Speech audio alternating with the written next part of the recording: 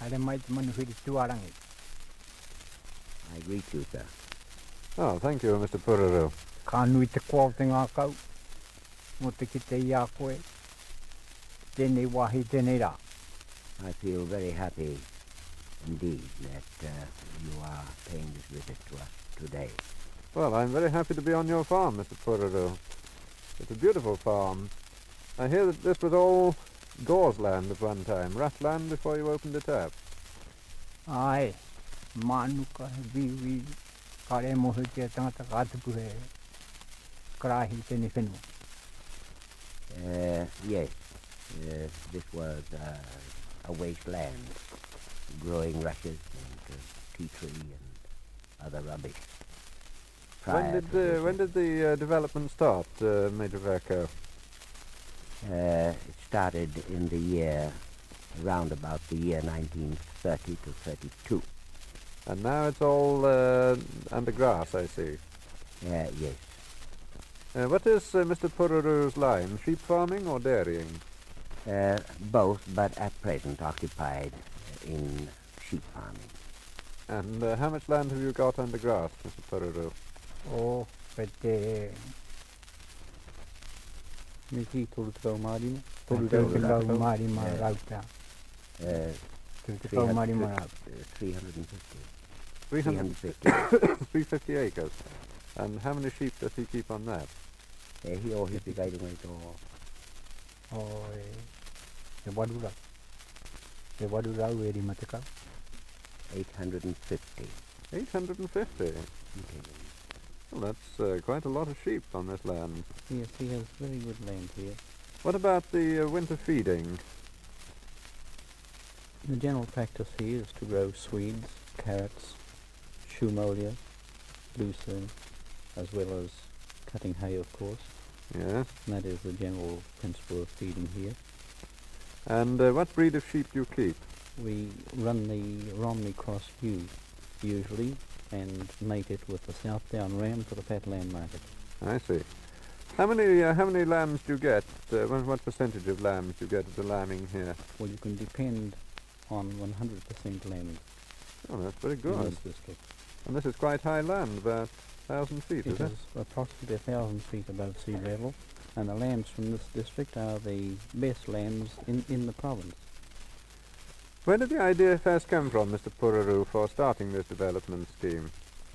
Tu puta mai hea te whakaro, kia ti matangia te mahi o te whenua ne. Ki puta mai ra ki te whakaro ki te regut, pati mata te tupu. Te ka mahara hati me hari mai mā te hipi e kai. When we were attacked with the menace of the ragwort, which was running over the country, we thought that it would be better to have some form of development in order to cope with it. And where did the ragwort come from? That's an English weed. Nā Overseas, te hau I hari mai. all we can think about is the wind brought it here. I see. We have no knowledge of the original of it at all. Well, Mr. Pururu and Mr. Haera here were two of the very first farmers to develop their land, I believe. The two first, yes. What about you, Mr. Haera? How big a farm have you got under cultivation and the grass here?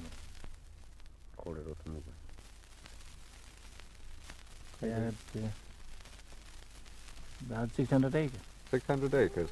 And how many sheep do you pasture on that? No, 500. 500 sheep. Well, that's pretty intensive, really, for this type of hill country, even by English standards. Yes, he carries on dairying as well. He milks about 50 or 60 cows. I see. And what type of cattle do you find the best for this land? We find the grey Jersey the most popular type. That's a good milker. A good milker, yes, and we use pedigree bulls, preferring to get bulls from the proven sires. Yes.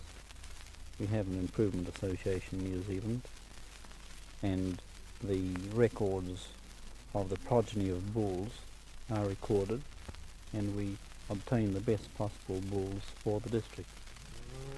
Which Maori tribes farm this land, Mr. Pururu? The Arawas? Arawa. And any sub-tribes around here? Koe hea ngā hapuriri oko nei. Ngāti tuara, ngāti kia. Which tribe do you belong to? Ngāti tuara, Nagitura. and ngāti kia. So, And this is your ancestral country. ai, How long have your people been here?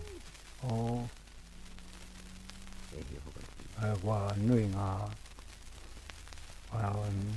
te whārau tau nā te pēā. I think that they have inhabited this area for in the vicinity of 400 years, perhaps 400 a little years. more. Hmm. And which was the very first tribe to come into this area at the times of the canoes?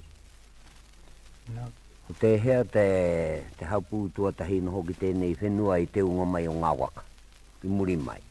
wai, no mai ra hoki ma ke tū a te arawa ena, whakana tupu I a rātau. Ka nui haere, ana ka tahi ka haere mai whenei ngā tangata. When the canoes landed, that is, the Arawa canoe landed at Maketu, and that was the cradle of the Arawa people. They sort of settled there and built themselves up in numbers, and then migrated inland. I see. And in this particular area, was there very much farming done by the Maori people before the Pākehā came? Kare kau rahe whakatupu mahi pāmu tēnei whenua I mō te tainga mai o te Pākehā. Ka a rātau na pāmu anō te ngā here here nana, ai reira a rātau manu e no huana, a rātau kai. They did not trouble about cultivating the land, but they lived on the supplies of the forest in the way of birds and Oh, the pigeons. pigeons and kaka and the tui. What about the pigeons now, Mr. Pururu? Do you still eat those? Ai, ka kai, engari. Ka haere tō ki te patu ka haupuki au te whare here here. Of course we would eat, but unfortunately now I would be trespassing on the law if I dare shoot a pigeon. That's too bad. So you have to concentrate on your dairying and your sheep farming. No reira, ko ki te atu ngā manu e re ana ko heke noi ho te wai o taku waha, ngā kai ahu tupun. When I see the birds flying about, well, the saliva comes from my mouth with regret that I'm not able to go and get the delicious food. Well, how did you used to cook the pigeons when you caught them, when you were allowed to eat them, Mr. Pururu? Oh, ta wai ki te hangi. We used to cook them on the usual method of Maori cooking on the hot stones, which is now called the hangi. Mo te kai hou era, ko e tehi, ana ka tahuna runga kōhua, kōhatu anō a te Māori, hai hua hua, hai tatari mō ngā o peranga tira tēnā mai ki a rātau, ana, ai whāngai.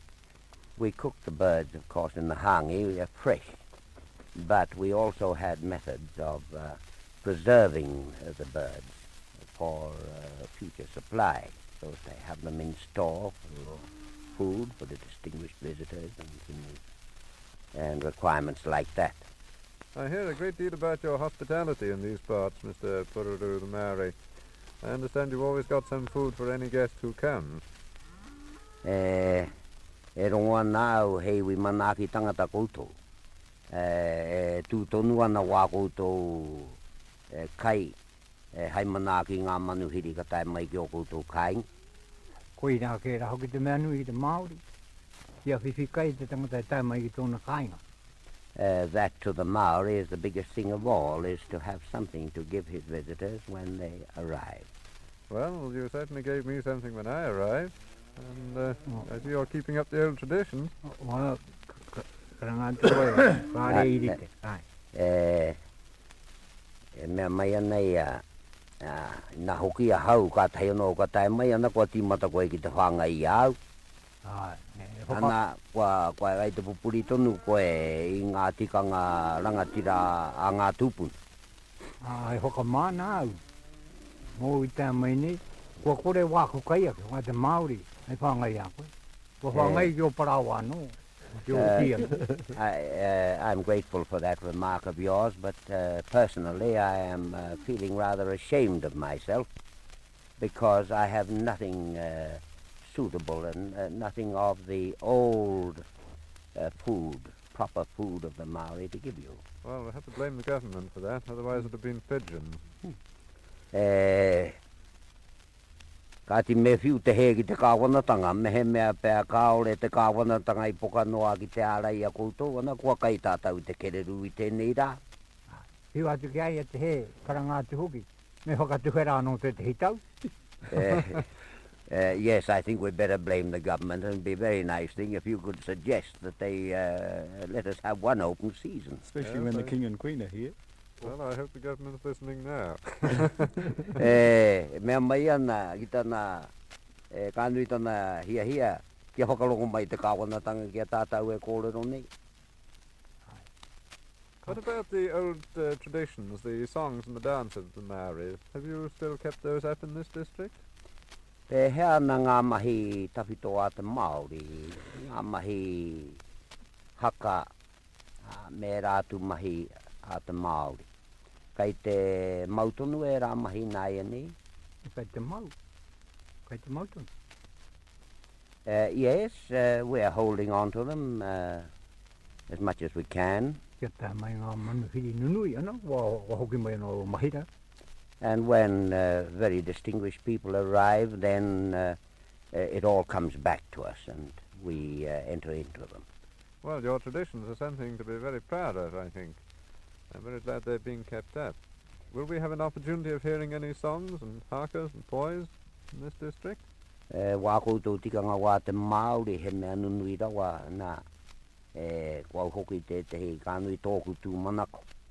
Kia rongo a haui e rā mai. Ia au I kone. Me mea karoha mai koutou te rā peau e rongo ia koutou mai. Tikanga rā, te nā pēr koe rong. Ai koni ngā mātou tamari, a tangata pērana hoki te aho te Māori. E nhona anō na tangata kai whakahaere o e nā mahi, o e nā mahi. Nā ki tako moheo, kāroha mai rā tau, ia koe, ia whakakitea, ia koe a rā tau mai. I am hoping that you will have the opportunity of hearing them, hearing some of our old customs and pastimes. We have our young people here, and amongst the people there are always some who are outstanding in perpetuating that those traditions of the people, and no doubt that they will consider your wish and do something for your benefit. Well, that's very kind.